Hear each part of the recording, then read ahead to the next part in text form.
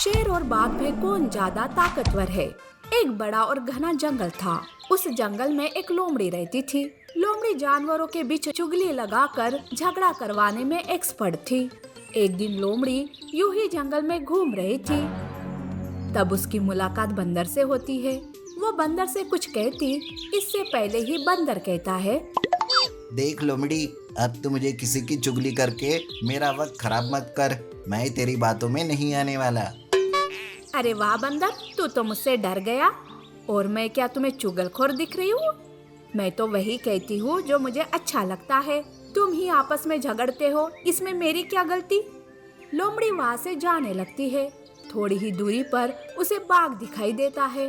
तब लोमड़ी सोचती है, अरे वाह, चलो आज बाघ को ही भड़का कर देखती हूँ। हो सकता है बाघ की वजह से मेरा मंत्री बनने का सपना पूरा हो जाए। लोमड़ी ऐसा सोचकर बाघ के पास जाती है और कहती है, बाघ महाराज, मेरी मदद करो, मैं मुसीबत में हूँ। अरे लोमड़ी, मैं महाराज नहीं हूँ और अपनी मुसीबत लेकर शेर के पास जा, वो तुम्हारी मुसीबत का हल निकालेंगे। अरे मैं भी ना, मैं तो आप ही को ही जंगल का राजा समझती हूँ। इस पूरे जंगल में आप ही ताकतवर और समझदार हो। वो शेर तो बिना कुछ करे ही राजा बन बैठा है, पर असली राजा तो आप हो। पर चलो, अगर आप ही खुद को राजा नहीं मानते तो मैं भी क्या कर सकती हूँ। ऐसा कहकर लोमड़ी वहाँ से चली जाती है। लोमड़ी की बातों से बाघ बेचैन हो जाता है। दूसरे दिन बाघ लोमड़ी के पास जाता है और कहता है, अरे लोमड़ी, कल जो कुछ तुमने कहा वो सच्चे दिल से कहा ना, या फिर मेरे साथ कोई मजाक कर रही हो तुम? तोबा तोबा महाराज, अगर मैंने आपसे मजाक किया तो आप एक बार राजा के रेस में उतर कर तो देखिए। देखना, जंगल के जानवर भी आप ही का साथ देंगे। वैसे मैं तो आप ही के साथ हूँ। बाघ लोमड़ी के बातों में आ जाता है। बाघ खुद को राजा बनने के लिए शेर से भी काबिल समझने लगता है। बाघ सारे जानवरों को इकट्ठा करता है। तब वहाँ शेर भी आता है। शेर को देखकर बाघ कहता है, हे शेर, मासूम जानवरों को बेवकूफ बनाकर बहुत कर लिया इस जंगल पर राज। अब मेरी बारी है। आज तक किसी ने मेरी आंखें नहीं खोली, पर आज मैं सब जान गया हूँ।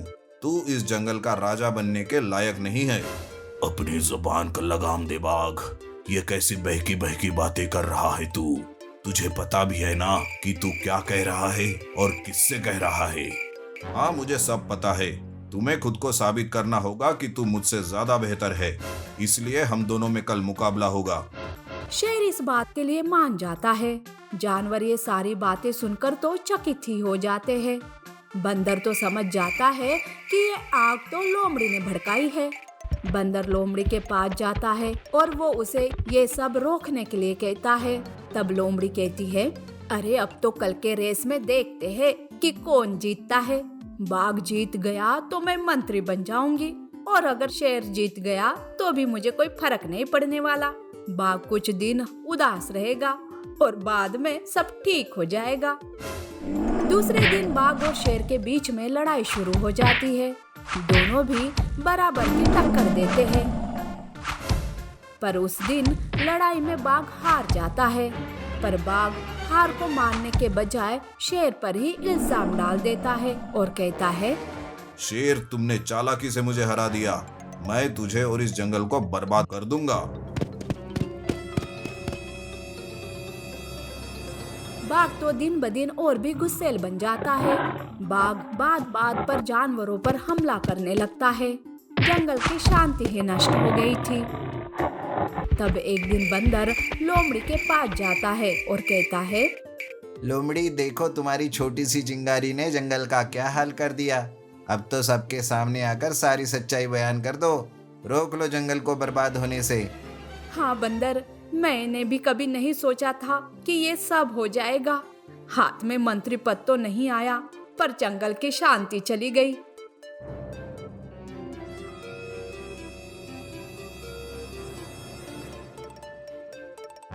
तब दोनों भी शेर को लेकर बाघ के पास आते हैं।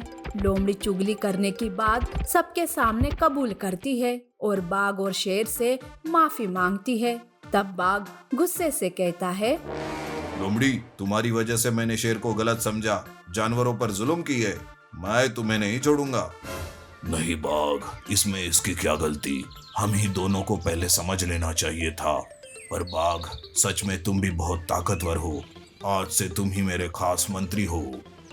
इस तरह से सारा मामला सुलझ जाता है। शेर महाराज लोमड़ी से आगे ऐसा न करने का वादा लेता है। अब लोमड़ी भी सुधर जाती है। जंगल में शांति छा जाती है। बाघ और शेर अच्छे दोस्त बन जाते हैं और खुशी खुशी रहने लगते हैं। नीति: अनजान की बातों में आकर दोस्ती से भरोसा नहीं तोड़ना चाहिए। सफेद शेर। बड़े दिनों बाद शेर और शेरनी को एक बच्चा होता है। वो दूध के जैसे सफेद था। उसे देखकर शेर कहता है, हमारा बच्चा कितना सुंदर दिख रहा है। भगवान करे इसे किसी की नजर ना लगे।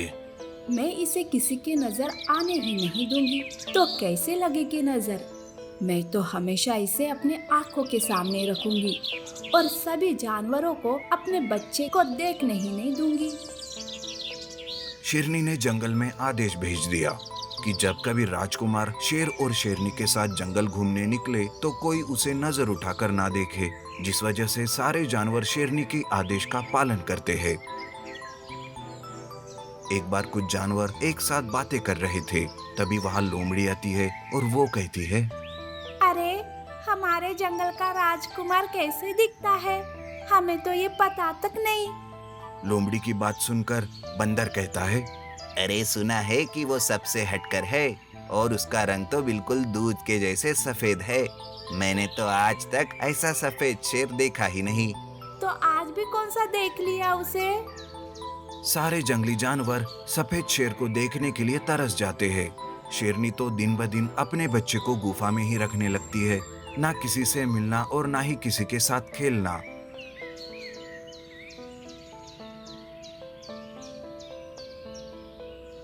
ये सब देखकर शेर शेरनी से कहता है, सुनो शेरनी, ये तुम अच्छा नहीं कर रही हो। अपने बच्चे को गुफा के बाहर निकालो, उसे बाकी बच्चों के साथ खेलने दो। जंगल में अकेला घूमेगा तभी तो उसे जंगल के तौर तरीके पता चलेंगे। यूं तुम उसे गुफा में कैद करके रखोगी तो सोचो क्या हो सकता है। नहीं नहीं, मैं अपने बच्चे को ऐसे कैसे किसी के साथ खेलने दूं? और जंगल में अकेले छोड़ने की बात तो तुम सोचो ही मत। अगर उसे कुछ हो गया तो फिर क्या करेंगे हम? अरे तभी तो वो ताकतवर और शूरवीर बनेगा, नहीं तो वो डरपोक और हमेशा दूसरों पर निर्भर रहेगा या दूसरों से डरता जाएगा। ना ही वो शिकार कर पाएगा, ना ही किसी से दोस्ती। इस तरह से शेर शेरनी को बहुत समझाता है, पर शेरनी सुनने का नाम ही नहीं लेती। तब शेर ही शेरनी को सुधारने के लिए एक प्लान बनाता है। तभी एक दिन सवेरे सवेरे शेरनी को गुफा में उसका बच्चा दिखाई नहीं देता। उसे ना पाकर वो शेर से कहती है, सुनिए, हमारा बच्चा गुफा में नहीं दिख रहा है। पता नहीं कहाँ चला गया। अरे मुझे क्या पता, तुम ही देखो, यही कहीं होगा आसपास। उसका अच्छे से ख्याल तो तुम ही रखती हो ना। शेरनी गुफा और गुफा के बाहर अपने बच्चे को ढूंढने लगती है और जब उसे अपना बेटा दिखाई नहीं देता तब वो बहुत दुखी होकर रोने लगती है। हाय रे मेरा बच्चा, पता नहीं मेरे बच्चे को किसने चुरा लिया।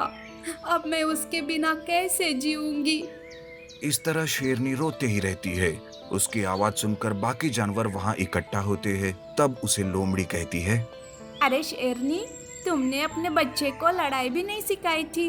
अब वो घर कैसे वापस आएगा? और ना ही हम तुम्हारे बच्चे को कभी देखा है, फिर हम उसे कैसे ढूंढेंगे? लोमड़ी की कहने से शेरनी को भी अपने गलती का एहसास होने लगता है। वो बहुत ही उदास होकर रोते हुए रहती है। तब शेर उसे कहता है, सुनो शेरनी, इस तरह से रोना मत, बंद करो अपना रोना। चलो हम दोनों मिलकर अपने बच्चे को ढूंढते हैं और ज्यादा परेशान मत हो, वो हमें जरूर मिल जाएगा। ऐसा कहकर वो दोनों अपने बच्चे को ढूंढने निकल पड़ते हैं। बाकी के जानवर भी उनके साथ साथ बच्चे को ढूंढते रहते हैं।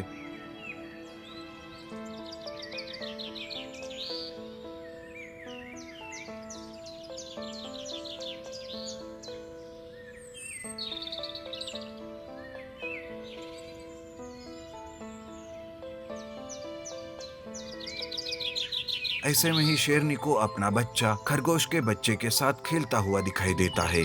शेरनी दौड़ते हुए अपने बच्चे के पास जाती है और उसे गले लगाती है। तब शेरनी का बच्चा कहता है,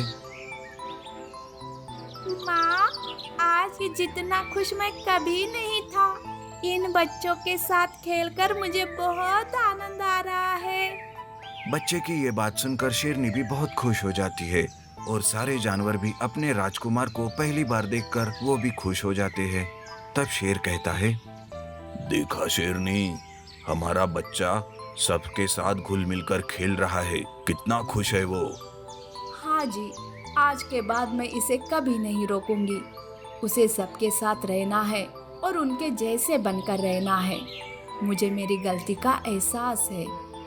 शेरनी उस दिन के बाद से अपने बच्चे को बाकी जानवरों से मिलने से और खेलने से नहीं रोकती और उसे अपना बचाव कैसे करना ये भी सिखाती है।